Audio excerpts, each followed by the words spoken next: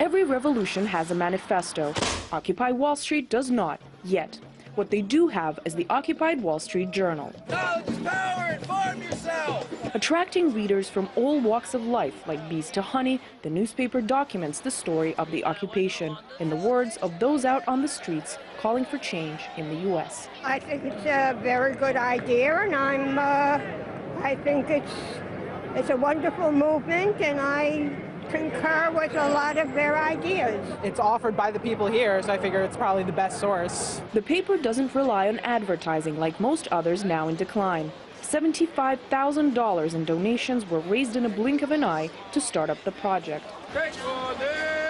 Context of the revolution, thoughtful articles, and practical information on getting involved fill its pages. People reading this on subways, in parks, on streets, older people, people who are curious, who've heard there's a lot of noise being made at Wall Street. What's this all about? You need words that are in print that shock and make the reader think. A volunteer group runs the paper at a secret location. Among them, managing editor Michael Levitin, a former freelance reporter for Newsweek, the LA Times, and the Associated Press. It was essential to get something in people's hands that they could pass, share, distribute, and that sort of was a tactile, a visual, not embodiment, but a representation of what's happening at the square that isn't being told in the mainstream media. The newspaper, as well as the revolution, were inspired by the Arab Spring. This is fundamentally an outgrowth of events that happened in North Africa, in the Arab-speaking world this year.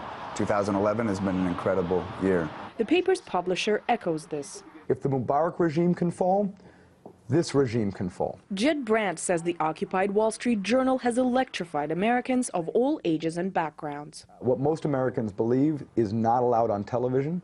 They'll have the same commentators telling us the same issues over and over, pointing fingers, telling us who to hate and fear. We need to provide something for the people all across the country that encourages them to directly participate. This seems to have worked for Troy, who was once homeless. I'm a law partner here, but it was 4 years ago that I was really collecting pennies for a hamburger at McDonald's, and I can't forget that. As well as for a laid-off bank worker. I just wanted to come down and check it out and see what was going on, so I picked up a newspaper, listening, reading, and seeing why people are here.